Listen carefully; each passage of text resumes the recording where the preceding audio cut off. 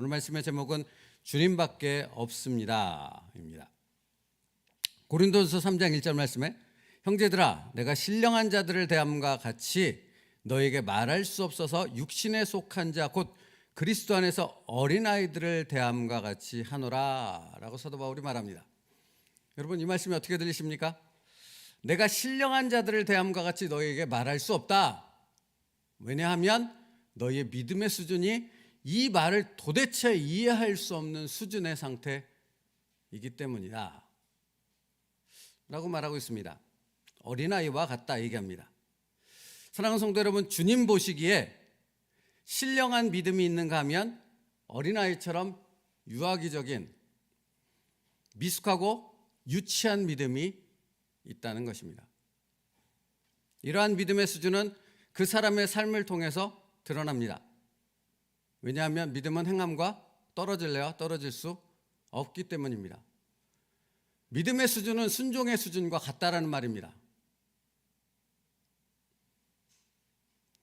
영혼이 없는 몸이 죽은 것 같이 행함이 없는 믿음은 죽은 것이니라 라고까지 야고보 사도는 말하지 않습니까? 순종은 당신의 믿음의 수준과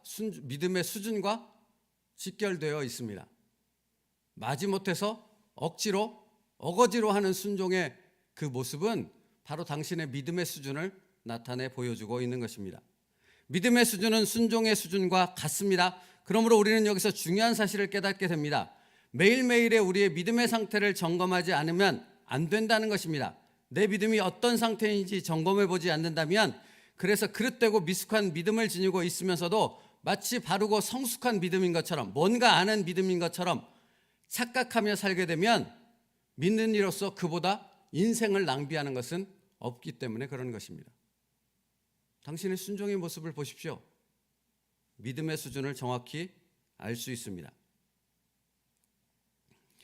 당신의 삶을 통해 드러나는 믿음의 수준은 어떠합니까? 라는 질문을 스스로에게 던질 수 있어야 합니다. 여러분, 그리고 순종의 수준은 하나님을 아는 수준과 직결되어 있다는 것입니다. 아는 만큼 순종합니다. 모르면 순종할 수 없지요. 오늘 본문에서 아브라함은 하나님의 말씀에 독자 아들 이삭까지도 번제의 제물로 바치는 순종의 모습을 보여줍니다. 여러분, 이것이 그냥 누구나 아무나 다 할 수 있는 순종입니까? 그렇지 않지 않습니까? 그러면 여러분, 아브라함은 어떻게 이렇게 순종할 수 있었던 것입니까? 오늘 본문에 보면 하나님께서 이렇게 아브라함을 향해 말씀하지 않습니까? 이르시되 여호와께서 이르시기를 내가 나를 가리켜 맹세하노니 내가 이같이 행하여 내 아들 내 독자도 아끼지 아니하였은즉. 하나님은 아브라함의 믿음의 수준을 정확히 아셨던 것이죠. 그렇다면 아브라함은 어떻게 이렇게 순종할 수 있습니까? 성경은 그 부분에 대해서 분명히 밝힐 수밖에 없지 않겠습니까? 그렇죠. 믿음이 너무나 중요하니까요. 히브리서 11장 17절부터 19절 말씀, 아브라함은 시험을 받을 때 믿음으로 이삭을 드렸으니 그는 약속들을 받은 자로 돼 그 외아들을 드렸느니라.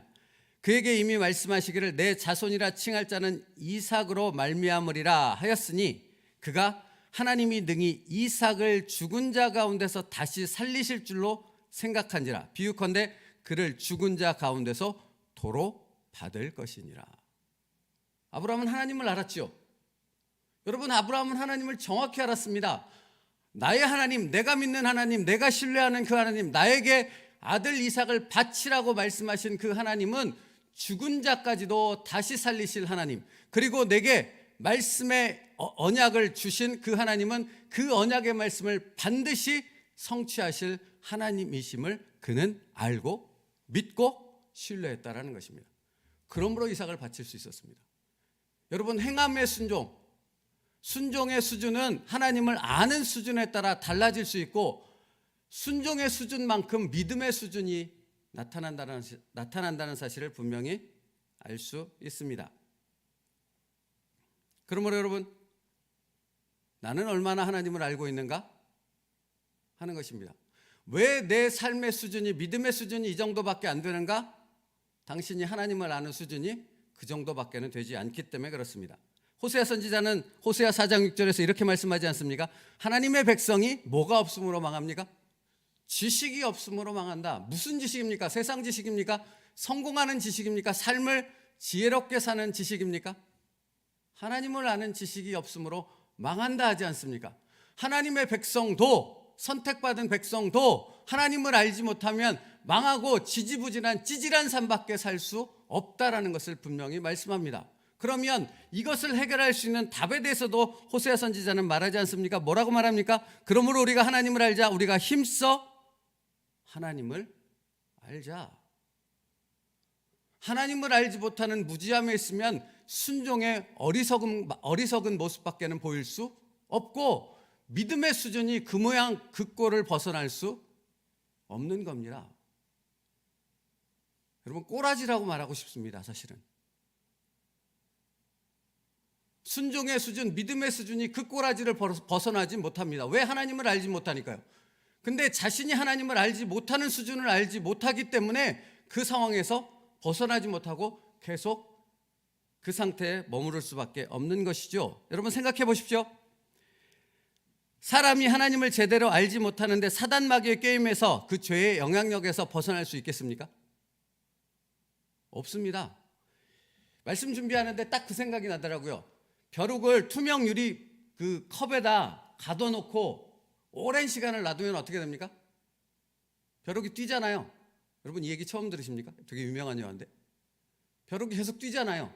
그러면 유리 그 투명한 그 천정에 계속해서 걸리지 않습니까? 오랜 시간이 흐른 다음에 얘를 벗깁니다. 그럼 벼룩이 어느 정도만 뛸까요? 딱 그 수준밖에 못 뛰는 겁니다. 왜? 자기가 거기밖에 못 뛴다고 자기는 생각하는 거죠. 사단이 우리를 현혹하고 미혹해서 자꾸만 어떤 수준 아래 이르러 끌어당기는 것 아닙니까? 너는 그 정도밖에 할 수 없어. 너의 순종은 그 정도밖에 안 돼. 믿음은 그 정도밖에 안 돼. 할 수 없어 말하는 거죠. 그러니까 여러분, 아브라함처럼 하나님 앞에, 하나님의 말씀 앞에 순종할 상황이 내게 다가왔을 때, 그것이 고난이든 어려움이든 내가 할 수 없는 순종이든, 그때 내가 아브라함처럼 믿는다면 뭐라고 하나님 앞에 고백하겠습니까? 하나님, 나는 할 수 없지만 믿음으로 순종하겠습니다. 나는 할 수 없지만 하나님의 말씀이기에 순종하겠습니다 가 되어지는 것이고, 벼룩처럼 이렇게 사단의 괴계 가운데 갇혀서 그 늘 그 정도 수준밖에 안 되는 그 믿음을 갖고 있는 사람이라면 뭐라고 말합니까? 하나님, 도대체 왜 나보고 이렇게 하라는 거예요? 왜 할 수 없는 이 상황에 나한테 이런 걸 요구하는 거예요? 왜 나는 이렇게 짜증나는 상황인데 이렇게밖에 하나님 나를 이렇게 괴롭히는 거예요? 라고 말하는 거죠. 당신은 어떤 수준입니까? 여러분, 이건 정말 중요한 것 아닙니까? 보십시오. 17절 말씀이요.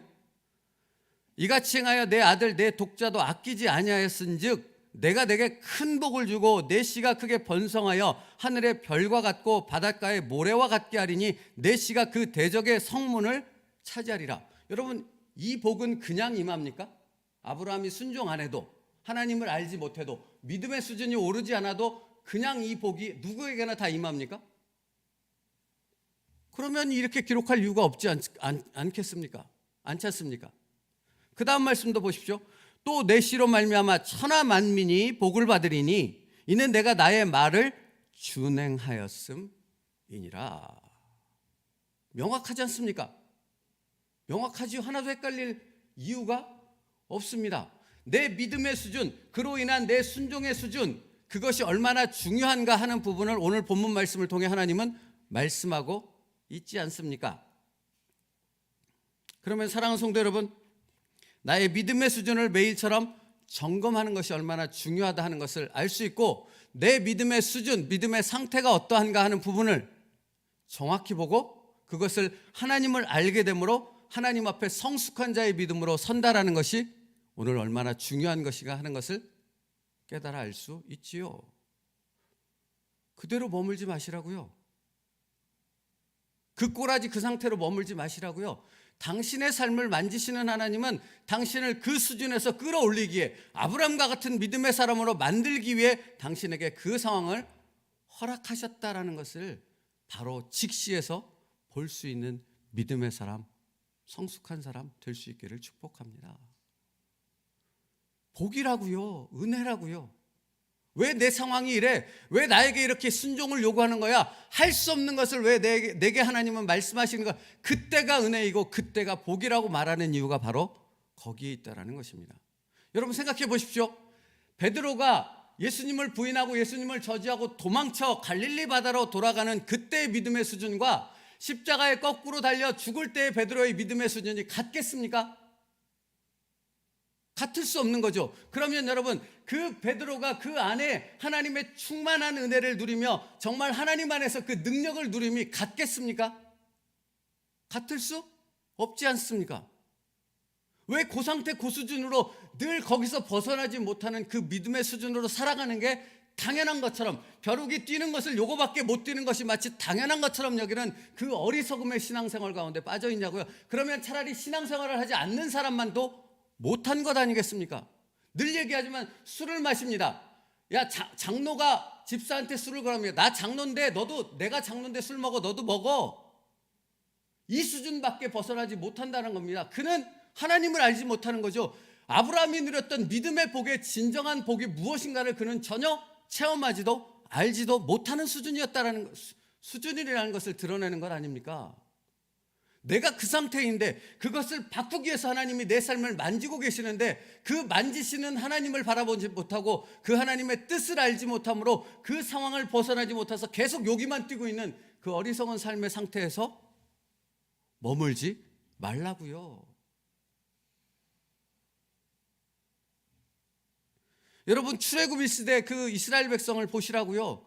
그 수준을 벗어나지 못하지 않습니까? 그래서 그들의 삶은 지옥이었지 않습니까?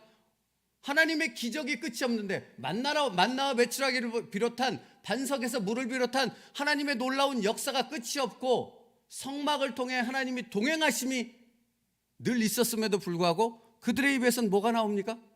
감사가 나왔습니까? 아니지 않습니까?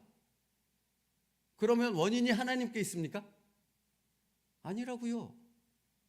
내 믿음의 수준이, 내 상태가 그 모양 고꼬라지였기 때문에 그렇습니다.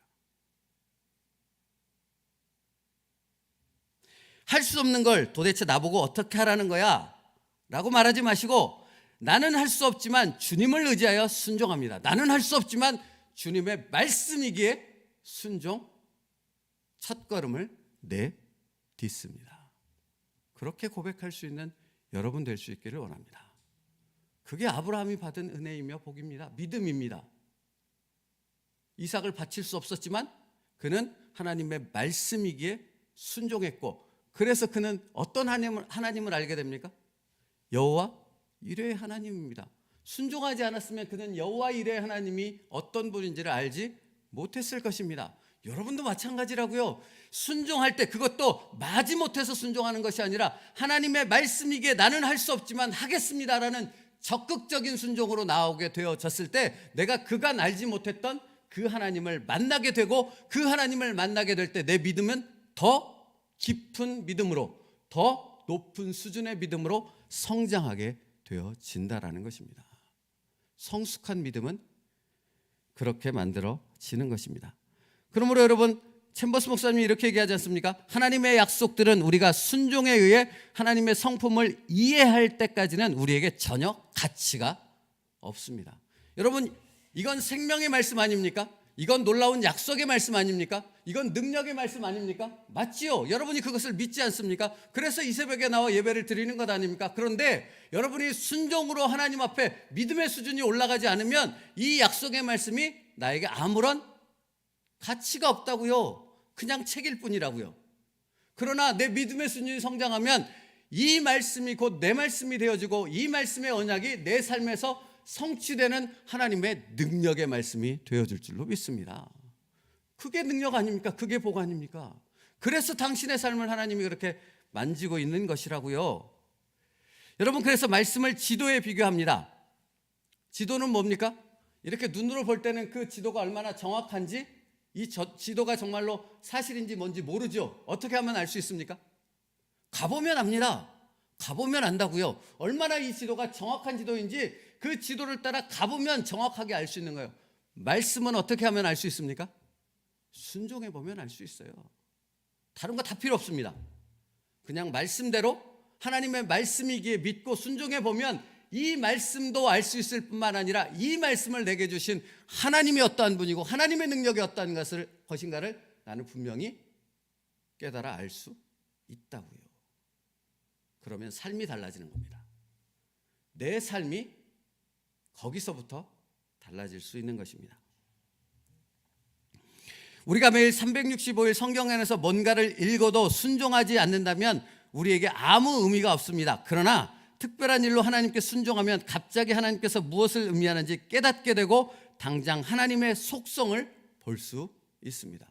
여러분, 하나님을 만났다라고 고백하는 성경의 수많은 믿음의 선배들이 있고 지금 우리와 같은 시대를 살고 있는 하나님을 만났고 하나님과 동행한다라고 고백하는 사람들이 있지 않습니까? 어떻게 해요?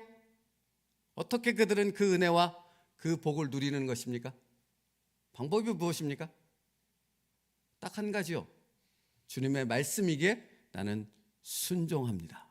의 삶을 사는 사람들이기 때문에 그렇습니다. 여러분, 이 수준을 벗어날 수 있는 은혜가 저와 여러분에게 있기를 축복합니다.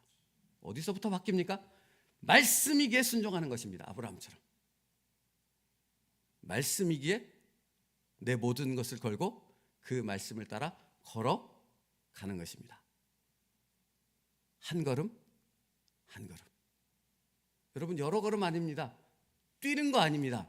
그냥 매일 한 걸음 한 걸음을 따라 말씀대로 순종하여 그 길을 걸어가는 것입니다. 그러면 여러분의 삶에 살아계신 하나님께서 내가 여기 있다 말씀하시는 그 은혜와 축복을 나에게 허락하실 줄 믿습니다. 그런 삶을 사는 저와 여러분 될 수 있기를 주님의 이름으로 축복합니다. 기도하겠습니다. 살아계신 하나님, 아브라함이 하나님의 말씀이기에 아들 이삭까지도 번제의 제물로 바치는 순종의 첫걸음을 내딛었습니다. 아버지 하나님, 우리도 그 아브라함처럼 하나님의 말씀이기에 믿음의 첫걸음을 내딛는 오늘 하루가 되어지길 원합니다. 담대함을 주시옵소서. 강한 하나님의 말씀을 믿고 강하고 담대함으로 순종할 수 있는 하나님의 사람들 될 수 있게 하여 주옵소서. 그것을 통해 우리의 삶 가운데 충만히 임하시는 성령의 임재를 경험할 수 있는 복된 하나님의 자녀들 되게 하여 주시옵소서. 예수님의 이름으로 기도 올리옵나이다. 아멘. 우리 찬양하고 기도하겠습니다.